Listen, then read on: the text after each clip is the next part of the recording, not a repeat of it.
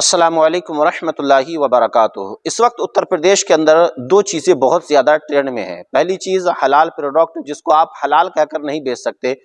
दूसरा ये कि मस्जिद के लाउड स्पीकर से आने वाली अजान की आवाज़ के ऊपर कि अजान की आवाज़ से लोगों को तकलीफ तो हो रही थी, ये तो आपने सुना था, बहुत ज़्यादा ट्रेंड चला कि अजान से बहुत लोगों को तकलीफ हो रही है कि उन्हें फजर की अजान के ऊपर पाबंदी लगानी चाहिए। बहरहाल जो इस वक्त उत्तर प्रदेश से हमारे पास में खबरें आ रही हैं वो ये कि मस्जिद के जो लाउड स्पीकर है उनकी आवाज़ को कम करने के लिए कहा गया है और ज़्यादा लाउड स्पीकर हैं तो उनको भी कम करने के लिए कहा गया है।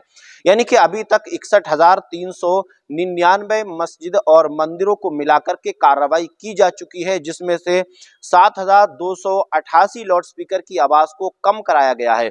उसी में 3,200 लाउड स्पीकर को उतरवा दिया गया है। 3,238 लाउड स्पीकर जो मीनारों के ऊपर लगे हुए थे उनको उतरवा दिया गया है।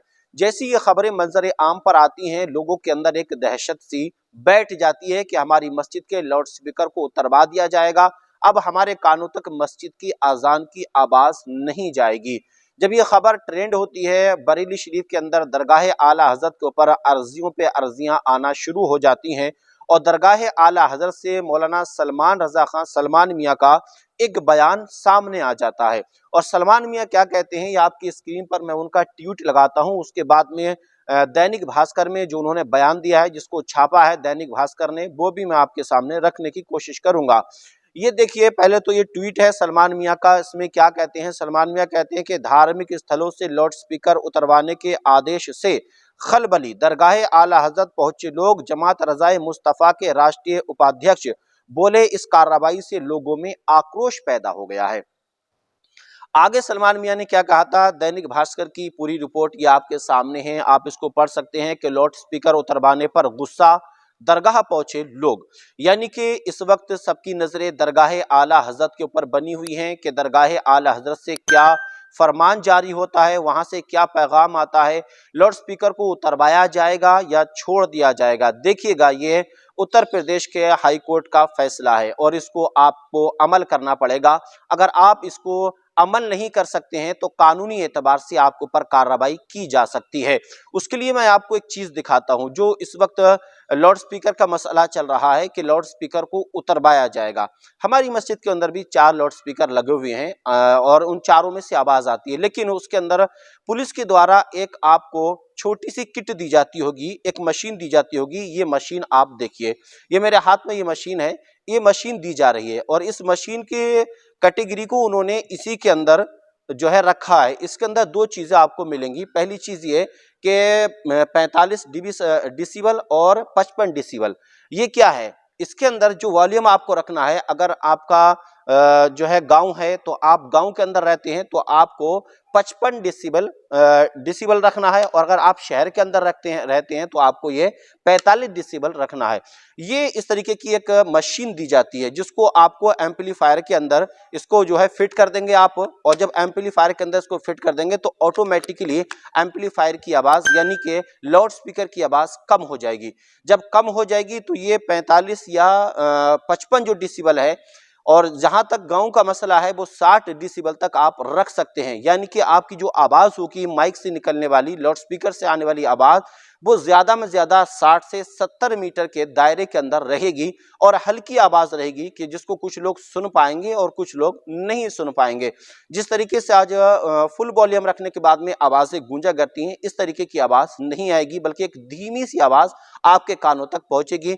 जो लोग करीब में रहते हैं उन तक वो आवाज साफ पहुंच जाएगी। इसके लिए बहुत सारी कार्रवाइयां हो रही हैं जो आप अपनी स्क्रीन पर देख सकते हैं। पुलिस वाले जो है जा रहे हैं और जो धर्म गुरु हैं उनके साथ में वार्ता कर रहे हैं, बैठकर उनसे मीटिंगें कर रहे हैं।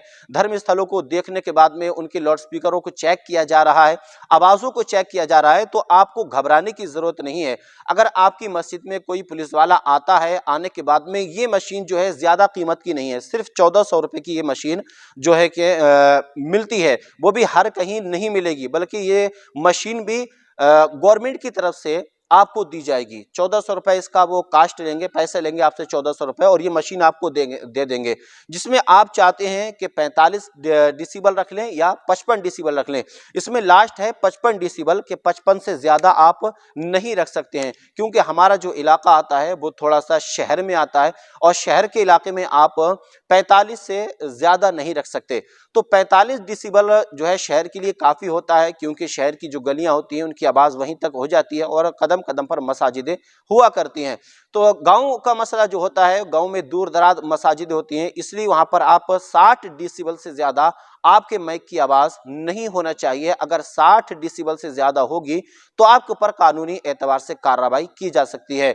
अगर मस्जिद के लाउड स्पीकर को उतरवाने के लिए कोई पुलिस का अधिकारी आपके पास आता है, तो अगर आपके पास मशीन है जो एम्पलीफायर में आपने उसको फिट किया हुआ है, तो आप वो मशीन दिखा दीजिएगा।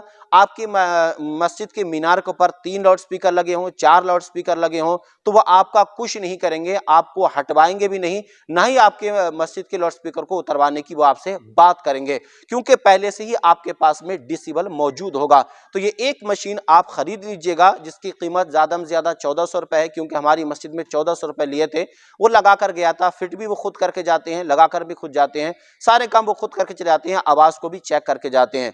तो घबराने की जरूरत नहीं है। दरगाह आला हजरत के ऊपर जो चिट्ठियां आ रही हैं उसके ऊपर पूरा बयान सलमान मियां ने दे दिया है, और उन्होंने कहा है कि परेशान होने की जरूरत नहीं है, सिर्फ एक मशीन ले लीजिएगा, उस मशीन के एतबार से आप अपने स्पीकर की आवाज को रख सकते हैं। तो दूसरा जो प्रोडक्ट यूपी के अंदर जो बैन किया गया, जिसको हलाल प्रोडक्ट के नाम से याद किया जाता है, जिसमें ये इम्तियाज पैदा हो जाता है कि हलाल क्या है और हराम क्या है। हराम कोई प्रोडक्ट होता है, जैसे कि बाबा रामदेव के कई सारे प्रोडक्ट ऐसे हैं कि जिसके अंदर गाय के पेशाब को मिलावट की गई है, तो बहुत सारे लोग उसको देखने के बाद में, और मुसलमान बिलखुसूस उसको कभी इस्तेमाल नहीं करता है, उससे बच जाता है, यानी कि हराम चीज को खाने से बच जाता है। और जिसके ऊपर हलाल प्रोडक्ट का जो है एक निशानदेही होती है, इंसान मुसलमान उसको यूज कर लेता है। तो अब उत्तर प्रदेश की सरकार ने उसके ऊपर पाबंदी लगा दी है। उसने कहा कि भाई आप हलाल और हराम में दोनों में इम्तियाज करके किसी भी चीज को नहीं बेच सकते हैं। अगर आपने हलाल और हराम की इम्तियाज करके दोनों चीजों को बेचा तो आपके ऊपर कानूनी कार्रवाई हो सकती है। यार ये बात समझ में नहीं आती। हम कोई भी चीज खा रहे हैं, हलाल है, हलाल हम यूज कर रहे हैं, आप हराम यूज करो या हलाल यूज करो, ये आपके ऊपर डिपेंड करता है। आपको क्या खाना है, आपको क्या पीना है, वो आपकी चॉइस है। लेकिन आपकी चॉइस के ऊपर अगर हुकूमतें जो है कब्जा कर लें कि नहीं भाई आपको ये खाना है, आपको ये नहीं खाना है, तो ये तो गलत बात हुई। अब योगी जी का कहना है भाई कि आप इम्तियाज नहीं कर सकते, हलाल में और हराम में दोनों चीजें मार्केट के अंदर आएंगी। हलाल के अंदर कोई स्टिक नहीं लगा हुआ होगा, ना हराम के अंदर, ताकि आपको ये बात का पता चल सके।